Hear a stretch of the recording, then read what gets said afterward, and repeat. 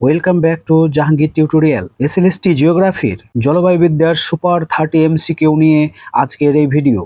তো কথা না বাড়িয়ে চলুন শুরু করি আজকের ভিডিওর প্রথম প্রশ্ন দেখো, 1 নম্বর প্রশ্ন হচ্ছে পৃথিবীর গড় উষ্ণতা কত? এই পৃথিবীর গড় উষ্ণতা হচ্ছে অপশন ডি, অর্থাৎ 15 ডিগ্রি সেন্টিগ্রেড। 15 degree centigrade. তারপরে দেখো 2 নম্বর প্রশ্ন, কোন সময়কে বিশ্ব উষ্ণায়নের সূচনাকাল ধরা হয়? এর উত্তরটি হবে দেখো অপশন বি, 1850 দশকে। এই 1850 দশকে শিল্প বিপ্লবের সূচনা হয়েছিল, আর এই শিল্প বিপ্লবের কারণেই বিশ্ব উষ্ণায়নের সূচনাকাল ধরা হয়। এরপরে দেখো 3 নম্বর প্রশ্ন। 3 নম্বর প্রশ্ন হচ্ছে বিশ্বের উষ্ণতা রেকর্ড কবে থেকে কার্যাবলী শুরু হয়? বিশ্বের উষ্ণতা রেকর্ড কবে থেকে কার্যাবলী শুরু হয়? এর উত্তরটি হবে অপশন সি, 1980 খ্রিস্টাব্দ থেকে। এরপরে দেখো 4 নম্বর প্রশ্ন, শিল্প বিপ্লবের পর থেকে পৃথিবীর গড় তাপমাত্রা কত বেড়েছে? এর উত্তরটি হবে দেখো অপশন বি, 1.5 ডিগ্রি সি। এবারে দেখো 5 নম্বর প্রশ্ন, শিল্প উন্নত দেশগুলি গ্রিন হাউস গ্যাসের কত পরিমাণ উৎপন্ন করে? এর উত্তরটি হবে অপশন সি, 67%। এরপরে দেখো 6 নম্বর প্রশ্ন, ম্যাক্সিমাম মিনিমাম থার্মোমিটার কে আবিষ্কার করেন? এর উত্তরটি হবে James six. Maximum minimum thermometer যন্ত্রটি আবিষ্কার করেন জেমস সিক্স। এরপরে দেখো 7 নম্বর প্রশ্ন, কত সালে সৌর সুনামি ঘটে? কত সালে সৌর সুনামি ঘটে? এর উত্তরটি হবে অপশন সি, 2010 সালে। 2010 সালে সৌর সুনামি ঘটেছিল। এবার 8 নম্বর প্রশ্ন। 8 নম্বর প্রশ্ন দেখো, আরবান হিট আইসল্যান্ডের প্রবক্তা কে? আরবান হিট আইসল্যান্ডের প্রবক্তা কে? এর উত্তরটি হবে অপশন বি, হাওয়ার্ড।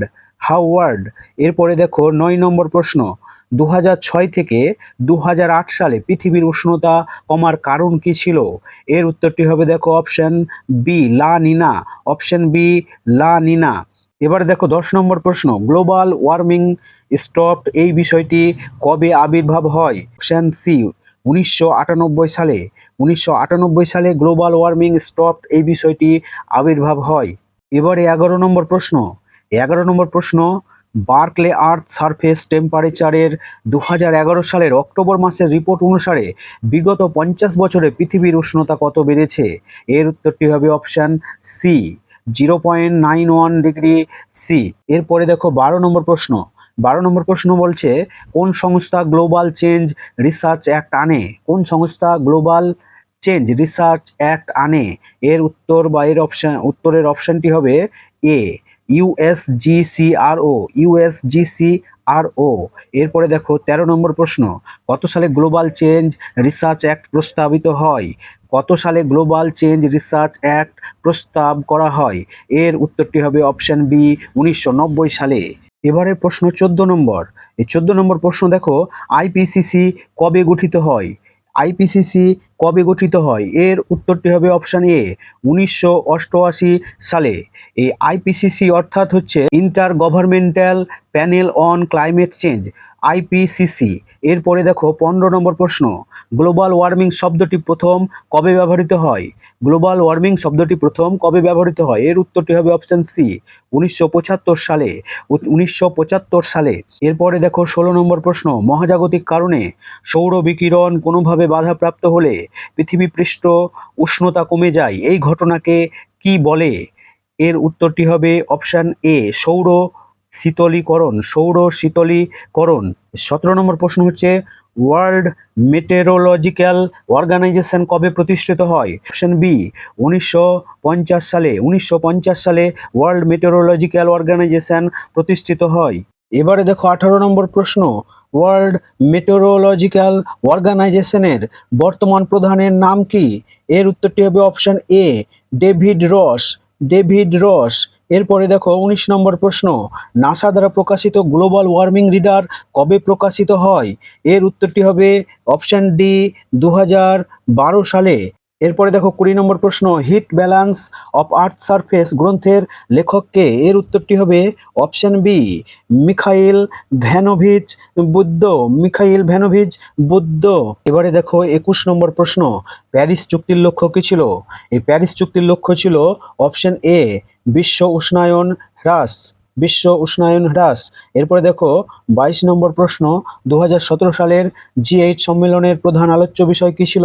এর উত্তরটি হবে অপশন এ বিশ্ব উষ্ণায়ন ও তার প্রভাব, বিশ্ব উষ্ণায়ন ও তার প্রভাব। এরপরে দেখো 23 নম্বর প্রশ্ন, গভীর সমুদ্রে জলের উষ্ণতা প্রথম কখন নির্ণয় করা হয়? এর উত্তরটি হবে অপশন বি 1963 সালে, 1963 সালে।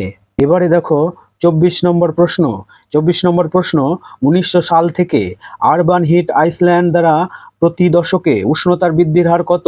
এর উত্তরটি হবে অপশন সি 0.002 ডিগ্রি সেন্টিগ্রেড। এরপরে দেখো 25 নম্বর প্রশ্ন, বিশ্ব উষ্ণায়ন বিষয়ক প্যারিস চুক্তি কখন হয়? বিশ্ব উষ্ণায়ন বিষয়ক প্যারিস চুক্তি কখন হয়? এর উত্তরটি হবে অপশন সি 2017 সালে, 2017 সালে।